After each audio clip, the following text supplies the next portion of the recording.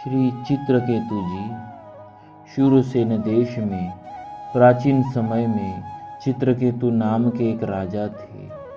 बुद्धि, विद्या, बल, धन, यश, सौंदर्य, स्वास्थ्य आदि सब था उनके पास। उनमें उदारता, दया, क्षमा, प्रजावात्सल्य आदि सद्गुण भी पूरे थे। उनके सेवक नम्र और अनुकूल थे। मंत्री नीति निपुण तथा स्वामी भक्त थे। राज्य में भीतर बाहर कोई शत्रु नहीं था। राजा के सुंदरी रानियां थी। इतना सब होने पर भी राजा चित्रकेतु सदा दुखी रहते थे। उनकी किसी रानी के कोई संतान नहीं थी। वंश नष्ट हो जाएगा, इस चिंता से राजा को ठीक से निद्रा तक नहीं आती। एक बार अंगिरा ऋषि सदाचारी भगवत भक्त राजा चित्रकेतु के यहाँ पधारे। महर्षि राजा पर कृपा करके उन्हें तत्वज्ञान देने आए थे, किंतु उन्होंने देखा कि मोहवश राजा को पुत्र पाने की प्रबल इच्छा है। ऋषि ने सोच लिया कि जब यह पुत्र वियोग से दुखी होगा तभी इसमें वैराग्य होगा और तभी कल्याण के सच्चे मार्ग पर चलने योग्य होगा। अतः राजा की प्रार्थना पर ऋषि ने त्वष्टा देवता का यज्ञ किया और यज्ञ से बचा अन्न देकर यह कह दिया कि इसको तुम किसी रानी को दे देना। महर्षि ने यह भी कहा कि इससे जो पुत्र होगा वह तुम्हें हर्ष शोक दोनों देगा। उस अन्न को खाकर राजा की एक रानी गर्भवती हुई। उसके पुत्र हुआ। राजा तथा प्रजा दोनों अपार हर्ष हुआ। अब पुत्र स्नेहवश उस राजा उसी रानी से अनुराग करने लगे। दूसरी रानियों की याद ही अब उन्हें नहीं आती थी। राजा की उपेक्षा से उनकी दूसरी रानियों के मन में सौतिया डाह उत्पन्न हो गया। सबने मिलकर उस नवजात बालक को एक दिन विष दे दिया और बच्चा मर गया।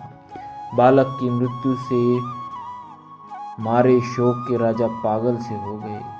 राजा को ऐसी विपत्ति में पड़ा देखकर उसी समय वहां देवर्षि नारद के साथ महर्षि अंगिरा आए। वे राजा को मृत बालक के पास पड़े देख समझाने लगे, राजन, तुम जिसके लिए इतने दुखी हो रहे हो वह तुम्हारा कौन है? इस जन्म से पहले वह तुम्हारा कौन था? अब आगे यह तुम्हारा कौन रहेगा? जैसे रेत के कण जल के प्रवाह से कभी एकत्र हो जाते हैं और फिर अलग अलग हो जाते हैं, वैसे ही काल के द्वारा विवश हुए प्राणी मिलते और अलग होते हैं। यह पिता पुत्र का संबंध कल्पित है। यह शरीर न जन्म के पूर्व थे न मृत्यु के पश्चात रहेंगे, अतः तुम इनके लिए शोक मत करो। राजा को इन वचनों से कुछ सांत्वना मिली। उसने पूछा, महात्मन, आप दोनों कौन हैं? मेरे जैसे विषयों में फंसे मूढ़ बुद्धि लोगों को ज्ञान देने के लिए आप जैसे भगवत भक्त सिद्ध महापुरुष निस्वार्थ भाव से पृथ्वी में विचरा करते हैं। आप दोनों मुझ पर कृपा करें, मुझे ज्ञान देकर इस शोक से बचाए। महर्षि अंगिरा ने कहा, राजन, मैं तो तुम्हें पुत्र देने वाला अंगिरा हूँ और मेरे साथ ये ब्रह्म पुत्र देवर्षि नारद जी है। तुम ब्राह्मणों के और भगवान के भक्त हो, अतः तुम्हें क्लेश नहीं होना चाहिए। मैं पहले ही तुम्हें ज्ञान देने आया था, पर उस समय तुम्हारा चित्त पुत्र प्राप्ति में लगा था। अब तुमने पुत्र के वियोग का क्लेश देख लिया। इस प्रकार स्त्री, धन, ऐश्वर्य आदि भी नश्वर है। उनका वियोग भी चाहे जब संभव है और ऐसा ही दुखदायी है। ये राज्य, गृह, भूमि, सेवक, मित्र, परिवार आदि सब शोक, मोह, भय और पीड़ा ही देने वाले हैं। ये स्वप्न के दृश्यों के समान है। इनकी यथार्थ सत्ता नहीं है। अपनी भावना के अनुसार ही ये सुखदायी प्रतीत होते हैं। द्रव्य, ज्ञान और क्रिया से बना इस शरीर का अभिमान भी जीव को क्लेश देता है। एकाग्र चित्त से विचार करो और एकमात्र भगवान को ही सत्य समझकर उन्हीं में चित्त लगाकर शांत हो जाओ। राजा को बोध देने के लिए आए देवर्षि नारद जी ने जीव का आवाहन करके बालक को जीवित कर उससे कहा, जीवात्मन देखो, ये तुम्हारे पिता माता बंधु बांधव तुम्हारे लिए व्याकुल हो रहे हैं, तुम इनके पास क्यों नहीं रहते? जीवात्मा ने कहा, ये किस किस जन्म में मेरे माता पिता हुए थे। मैं तो अपने कर्मों का फल भोगने के लिए देवता, मनुष्य, पशु पक्षी आदि योनियों में अनंत काल से जन्म लेता आ रहा हूँ। सभी जीव परस्पर कभी पिता, कभी पुत्र, कभी मित्र, कभी शत्रु, कभी सजातीय, कभी विजातीय, कभी रक्षक, कभी विनाशक, कभी आत्मीय और कभी उदासीन बनते हैं। ये लोग मुझे अपना पुत्र मानकर रोते क्यों है? शत्रु मानकर प्रसन्न क्यों होते नहीं? जैसे व्यापारियों के पास वस्तुएं आती है और चली जाती है, एक पदार्थ आज उनका है कल उनके शत्रु का है, वैसे ही कर्मवश जीव नाना योनियों में जन्म लेता घूमता है। जितने दिन जिस शरीर का साथ है उतने ही दिन उसके संबंधी अपने हैं। यह स्त्री पुरुष घर आदि का संबंध यथार्थ नहीं है। आत्मा न जन्मता है न मरता है, वह नित्य अविनाशी सूक्ष्म सर्वधार स्वयं प्रकाश है। वस्तुतः भगवान ही अपनी माया से गुणों के द्वारा विश्व में नाना रूपों में व्यक्त हो रहे हैं। आत्मा के लिए न कोई अपना है न पराया, वह एक है और हित अहित करने वाले शत्रु मित्र आदि नाना बुद्धियों का साक्षी है। साक्षी आत्मा किसी भी संबंध तथा गुण दोषों को ग्रहण नहीं करता। आत्मा तो कभी मरता नहीं, वह नित्य है और शरीर नित्य है नहीं, फिर ये लोग क्यों व्यर्थ रो रहे हैं? राजपुत्र का जीवात्मा इतना कहकर चला गया। उसकी बातों से सबका मोह दूर हो गया। मृतक का अंत्येष्टि संस्कार करके राजा शांत हो गए। जब बालक को विष देने वाली रानियों ने यह ज्ञान सुना तब उन्हें बड़ा पश्चाताप हुआ। यमुना तट पर जाकर उन्होंने अपने पाप का प्रायश्चित किया। राजा चित्रकेतु ऋषियों के उपदेश से शोक, मोह, भय और क्लेश देने वाले दुस्त्यज गृह के स्नेह को छोड़कर महर्षि अंगिरा और देवर्षि नारद जी के पास जाकर उनसे भगवत प्राप्ति का साधन पूछने लगे। नारद जी ने उन्हें भगवान शेष का ध्यान स्तुति मंत्र बतलाया। उपदेश करके दोनों ऋषि चले गए। राजा ने 7 दिन केवल जल पर रहकर एकाग्र चित्त से उस स्तुति रूप विद्या का अखंड जाप किया। उसके प्रभाव से विद्याधरों के स्वामी हो गए। कुछ दिनों में राजा चित्रकेतु विद्या के बल से मनोगति के अनुसार भगवान शेष के समीप पहुंच गए। यहाँ उन्होंने सनत कुमार आदि महर्षियों से सेवित संकर्षण भगवान के दर्शन किए। राजा ने प्रेम विलय होकर भगवान के चरणों में प्रणिपात किया और वे भगवान की स्तुति करने लगे। दयामय भगवान प्रसन्न हुए। उन्होंने चित्रकेतु को परम तत्व का उपदेश किया। तत्व का उपदेश करते हुए अंत में संकर्षण प्रभु ने कहा, राजन, मनुष्य शरीर में ही ज्ञान की प्राप्ति होती है। जो मानव देह पाकर भी ज्ञान नहीं पाता, आत्मा को नहीं जानता, उसका फिर किसी योनि में कल्याण नहीं होता। विषयों में लगने से ही दुख होता है, उन्हें छोड़ देने में कोई भय नहीं है। अतः बुद्धिमान पुरुष को विषयों से निवृत्त हो जाना चाहिए। जगत के सभी स्त्री पुरुष दुखों को दूर करने और सुख पाने के लिए अनेक प्रकार के कर्म करते हैं, पर उन कर्मों से न दुख दूर हो पाते हैं और न सुख ही मिलता है। जो लोग अपने को बुद्धिमान मानकर कर्मों में लगे हैं, वे दुख ही पाते हैं। आत्मा जागृत, स्वप्न, सुप्ति इन तीनों अवस्थाओं से पृथक है। यह समझकर बुद्धिमान पुरुष को चाहिए कि इन अवस्थाओं में प्राप्त होने वाले विषयों से निवृत्त हो जाए, लोक परलोक से चित्त हटा ले और ज्ञान विज्ञान से संतुष्ट होकर मेरी भक्ति करे।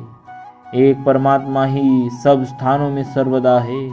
यह योग मार्ग में लगने वालों को जान लेना चाहिए। इस प्रकार दिव्य उपदेश देकर भगवान अंतर्धान हो गए।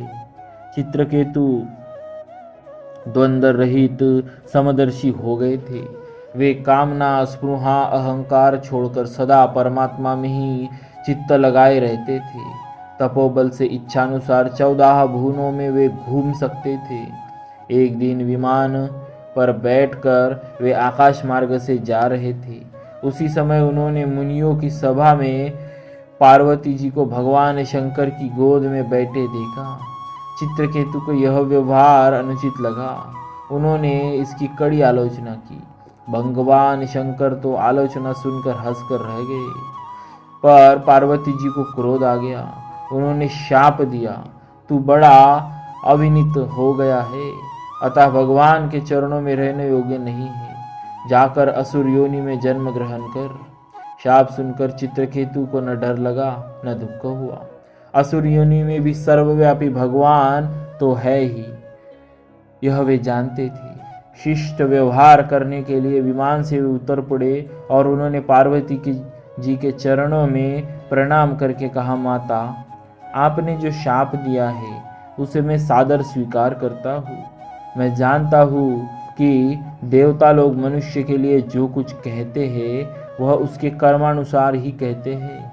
अज्ञान से मोहित प्राणी इस संसार चक्र में घूमता हुआ सदा सब कहीं सुख दुख भोगता ही रहता है। गुणों के इस प्रवाह में शाप, वरदान, स्वर्ग, नरक, सुख दुख कुछ भी वास्तविक नहीं है। स्वयं मायातीत भगवान अपनी माया से प्राणियों को रचते हैं और उनके सुख दुख, बंध, मोक्ष की व्यवस्था करते हैं। उन ईश्वर का न कोई अपना है न पराया, न कोई प्रिय है न अप्रिय। वे सर्वत्र समान और असंग है। जब उन सर्वेश्वर को सुख से प्रेम नहीं है तब क्रोध तो होगा ही कैसे। परंतु उसकी माया से मोहित जीव जो पुण्य पाप रूपी कर्मों को करता है, वे कर्म ही उसके सुख दुख आदि के कारण होते हैं। देवी, मैं शाप से छूटने के लिए आपको प्रसन्न नहीं कर रहा हूँ। आपको मेरे वचन बुरे लगे, इसलिए आप मुझे क्षमा करें। इस प्रकार क्षमा मांगकर चित्रकेतु विमान पर बैठकर चले गए। उनकी यह असंग स्थिति देखकर सबको बड़ा आश्चर्य हुआ। शंकर जी ने कहा, देवी, तुमने भगवान के दासानुदासों का महात्मा देखा? भगवान नारायण के परायण भक्त किसी से भी डरते नहीं। वे स्वर्ग, नरक तथा मोक्ष भी एक सी दृष्टि रखते हैं। भगवान की लीला से ही जीव देह धारण करके सुख दुख, जन्म मरण, शाप, अनुग्रह का भागी होता है। जैसे रस्सी में अज्ञान से सर्प का भ्रम होता है, वैसे ही इष्ट अनिष्ट का बोध अज्ञान से ही है। भगवान के आश्रित भक्त ज्ञान वैराग्य बल से किसी भी सांसारिक पदार्थ को अच्छा मानकर ग्रहण नहीं करते। जब मैं ब्रह्मा जी, सनत कुमार, नारद, महर्षिगण तथा इंद्रादि देवता भी परमेश्वर की लीला का रहस्य नहीं जान पाते, तब अपने को समर्थ मानने वाले शुद्र अभिमानी उन परम प्रभु का स्वरूप कैसे जान सकते हैं। उन श्री हरि का न कोई अपना है न पराया। वे सबके आत्मा होने से सबके प्रिय है। फिर यह महाभाग चित्रकेतु उन्हीं भगवान का प्यारा भक्त है, उन्हीं की रुचि से चलने वाला है, शांत और समदर्शी है। मैं भी उन्हीं अच्युत का भक्त हूँ, अतः मुझको उस पर क्रोध नहीं आया। ऐसे शांत समदर्शी भगवत भक्त महापुरुषों के चरित्र पर आश्चर्य नहीं करना चाहिए। पार्वती जी का आश्चर्य इन वचनों से दूर हो गया। शाप देने में समर्थ होने पर भी चित्रकेतु ने पार्वती जी को शाप नहीं दिया, उल्टे उनका शाप स्वीकार करके क्षमा मांगी। इसी शाप के फल से तत्वा के यज्ञ में दक्षिणाग्नि से वे रुत्तासुर के रूप में प्रकट हुए थे। भगवत भक्त श्री चित्रकेतु जी महाराज की जय। बोलिए श्री भक्तवत्सल भगवान की जय।